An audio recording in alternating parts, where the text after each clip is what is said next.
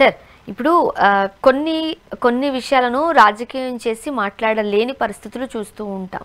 ముఖ్యంగా ప్రీతి సుగాలి అమ్మాయికి సంబంధించిన ఆ కేసులో ప్రస్తుతం ఏపీలో వినపడుతున్న మాటలు చాలా బాధాకరంగా ఉన్నాయి. ఎందుకు ఒక హత్య విషయాన్ని కూడా ఇంత రాజకీయం చేస్తున్నారు అనేది కొంతమంది వాదన. ఇప్పుడు వాళ్ళ తల్లిగారితో మాట్లాడుతున్నప్పుడు వాళ్ళ తల్లిగారు చెప్తున్నారు, పవన్ కళ్యాణ్ గారు ఖచ్చితంగా మా అమ్మాయికి న్యాయం చేస్తామని అప్పట్లో హామీ ఇచ్చారు, ఇప్పుడు అధికారంలోకి వచ్చిన తర్వాత ఏమీ చేయలేదు అని. అండ్ ఇక్కడ వైసీపీ హయాంలో ఆ అమ్మాయికి సంబంధించిన ఆ ఇన్సిడెంట్ తర్వాత ఒక గవర్నమెంట్ ఉద్యోగం, ఒక ఇంటి స్థలం, ఒక భూమి ఇచ్చారు అని అంటున్నారు. మొన్న రీసెంట్గా పవన్ కళ్యాణ్ గారు మాట్లాడినప్పుడు అవన్నీ మేమే ఇచ్చాము, ఇప్పుడు వైసీపీ వాళ్ళను తప్పుదారి పట్టిస్తోంది అంటున్నారు.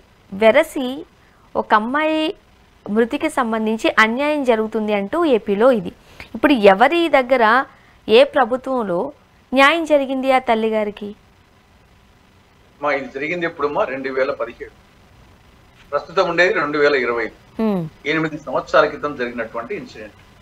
10th క్లాస్ అమ్మాయి కర్నూలులో, అది హత్యనా ఆత్మహత్యనా అనే ఆ నేపథ్యంలో ఇది 8 years కింద జరిగింది. ఎప్పుడు 2017లో టీడీపీ చంద్రబాబు నాయుడు గారు ముఖ్యమంత్రిగా ఉన్నాం.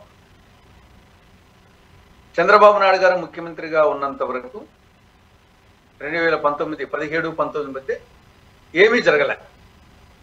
ఆ కుటుంబానికి కానీ ఆ కేసుకు కానీ ఏమీ జరగలేదు.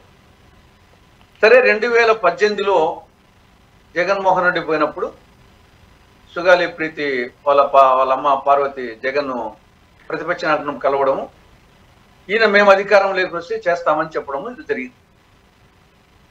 అప్పుడు కూడా పవన్ కళ్యాణ్ ఏమనలే. 2019 వరకు పవన్ కళ్యాణ్ ఏమనలే. 2019లో జగన్మోహన్ రెడ్డి అధికారం లేకొచ్చిన తర్వాత పవన్ కళ్యాణ్ వచ్చేసి దాన్ని ఇష్యూ చేసింది వాస్తవం. పవన్ కళ్యాణ్ ఇష్యూ చేసిన తర్వాత చంద్రబాబు 2017 నుండి 19 వరకు చంద్రబాబు ఉన్నప్పుడు ఇష్యూ చేయలే. పవన్ కళ్యాణ్ జరిగిందేమో చంద్రబాబు హయాంలో, దాన్ని ఇష్యూ చేయలే. యాక్చువల్గా 2018లో చంద్రబాబు ముఖ్యమంత్రిగా ఉన్నప్పుడే జగన్మోహన్ రెడ్డిని పార్వతమ్మ సుగాలి పార్వతి అడిగింది. దాన్ని జగన్మోహన్ రెడ్డి వచ్చిన తర్వాత జగన్మోహన్ రెడ్డి ఆ 3 బెనిఫిట్స్ ఇవ్వక ముందే పవన్ కళ్యాణ్ దాన్ని ఇష్యూ చేశాడు. అది వాస్తవం. పవన్ కళ్యాణ్ ఇష్యూ చేసిన తర్వాత ఇచ్చిందేమో జగన్మోహన్ రెడ్డి ప్రభుత్వమే. ఏది 5 సెంట్ల భూమి కానీ, 5 ఎకరాల భూమి కానీ, 5 సెంట్ల స్థలము, 5 ఎకరాల భూమి, ఆ అమ్మాయి వాళ్ళ నాన్నకు వచ్చేసి రాజు నాయక్ ఓ ఉద్యోగం. కాబట్టి దీంట్లో పవన్ కళ్యాణ్ ఇష్యూ చేసిన తర్వాత జగన్ ఇచ్చింది, జగన్ ప్రభుత్వం ఇచ్చింది. కాబట్టి దీంట్లో క్రెడిట్ కొంతవరకు పవన్ కళ్యాణ్కు ఇవ్వచ్చు, జగన్కు ఇవ్వచ్చు. కానీ అయినప్పటికీ అంతవరకే జరిగింది. కానీ ఆ కేసుకు సంబంధించి అది సిబిఐకి ఇవ్వాలనే ప్రయత్నించి సిబిఐ తీసుకోలేదు. కానీ ఈ నేపథ్యంలో మళ్ళా ఈ గవర్నమెంట్ అధికారంకి వచ్చింది. ఈ గవర్నమెంట్ అధికారంకి వచ్చిన తర్వాత ఇప్పుడైనా సిబిఐకి ఇవ్వండి అని చెప్పేసి ఆవిడ అడుగుతా ఉంది. గతంలో సిబిఐకి సిబిఐ వాళ్ళే మాకు వచ్చేసి చాలా కేసులు ఉన్నాయి, దీనికి మేము చేపట్టేంత పరిస్థితి లేదని వాళ్ళు చెప్పడం జరిగింది. ఇప్పుడు అది అట్నే ఉంది. కాబట్టి ఇప్పుడు కనీసము సిబిఐకి ఇవ్వండి అని చెప్పేసి మళ్ళీ ఆవిడ అడుగుతుంది. బట్ నా అభిప్రాయం ప్రకారం ఇక్కడ అమ్మా 8 ఏళ్ళు అయింది, ఇప్పుడు సిబిఐ ఇచ్చినా చేసేది ఏమీ లేదు. ఆల్రెడీ వచ్చేసి ఉన్న రిపోర్ట్ ప్రకారంగానే స్టేట్ గవర్నమెంట్ ఇచ్చిన దాని మీదనే ఆధారపడి చేయాలా. కాబట్టి కొంతవరకు వచ్చేసి వాళ్ళ నాయనకు ఉద్యోగం ఇవ్వడము, 5 ఎకరాల భూమి ఇవ్వడము, 5 సెంట్లు, దాని వరకు వచ్చేసి ఇద్దరికి శిరస్సుగము క్రియేట్ ఇవ్వచ్చు. ఏది పవన్ కళ్యాణ్కు, జగన్మోహన్ రెడ్డికి. చంద్రబాబు నాయుడికి ఇచ్చేదానికి లేదు. ఎందుకంటే చంద్రబాబు నాయుడు హయాంలోనే అన్యాయం జరిగింది. వచ్చేసి ఆయన ఇంతవరకు ఏం చేయాలి, అప్పుడు కానీ ఇప్పుడు కానీ అంతో ఇంతో జరిగిన దానికి పవన్ కళ్యాణ్కు కొంత క్రెడిట్ ఇవ్వచ్చు, జగన్మోహన్ రెడ్డికి ఇవ్వచ్చు. ఇప్పుడు సరే చంద్రబాబు నాయుడు గారు సిబిఐకి ఏదో ఇస్తా అని చెప్పాడు. నాకు తెలిసి ఇది సిబిఐకి ఇచ్చినా సిబిఐ చూస్తాం కదా, మనం వివేకానంద రెడ్డి గారి కేసు ఏమైంది, వివేకానంద గారి కేసు, తర్వాత జగన్మోహన్ రెడ్డి గారి కేసులు, ఇదేం కొత్తగా వచ్చేసి 8 ఏళ్ళు అయిపోయింది. కాబట్టి ఇది సిబిఐకి ఇచ్చినా కానీ ఇప్పుడు న్యాయం చేయడం అని అంటే న్యాయానికి అర్థం ఏంటి? ఒక గవర్నమెంట్ ఉద్యోగం, 5 ఎకరాల భూమి, 5 సెంట్ల భూమి, 5 ఎకరాల పొలం ఇవ్వడాన్ని న్యాయం చేయడం అని అనాలా? ఫైనల్ గా న్యాయం అనేది 2 రకాలుగా ఉంటుంది. కోర్టు తీర్పు తర్వాత వచ్చేసి సిబిఐ కానీ సిబిసిఐడి కానీ ఇవన్నీ దర్యాప్తు పెట్టే. కానీ ఫైనల్ గా వచ్చేసి అది కన్విక్షనా లేదంటే అక్విటలా చేసేది ఎవరు? కోర్టు చేయాలి.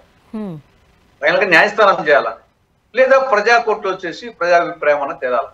కాబట్టి ఇక్కడ మనము ఈ ఇన్వెస్టిగేషన్ లో వచ్చేసి ఇది హత్యనా ఆత్మహత్యనా అనేది ముందు వచ్చేసి దీని ఇన్వెస్టిగేషన్ తేలాలా. దాని తర్వాత ఛార్జ్ షీట్ పెట్టాలా. ఛార్జ్ షీట్ పెట్టిన తర్వాత అది కోర్టులో తేలాలా. నేను ముందే చెప్పినట్టు బొబ్బిలిపల్లి సినిమాలు చెప్పినట్టు కోర్టుకు ఒక కోర్టులో కాదు, దానికి మళ్ళా పై కోర్టు ఉంటుంది, దానికి పై కోర్టు ఉంటుంది. కాబట్టి దీని న్యాయము అనేది పార్వతీ కోణంలో వేరే వాళ్ళు వచ్చేసి హత్య చేశారు, ఆ హాస్టల్ యజమాని వాళ్ళ బిడ్డలు రేప్ చేసి హత్య చేస్తారనేది ఆవిడ అంటుంది. లేదు వచ్చేసి ఆత్మహత్య చేస్తుంది వీళ్ళు అంటున్నారు. అది కరెక్టా ఇది కరెక్టా అనేది దర్యాప్తులో తేలాలా. ఆ దర్యాప్తు వచ్చేసి దర్యాప్తు సంస్థలు పకడ్బందీగా చేయాలా. కాబట్టి ఇప్పుడు అది అప్పుడే చేసిండాలా. 2017 జరిగినప్పుడే చేసిన చంద్రబాబు ప్రభుత్వము.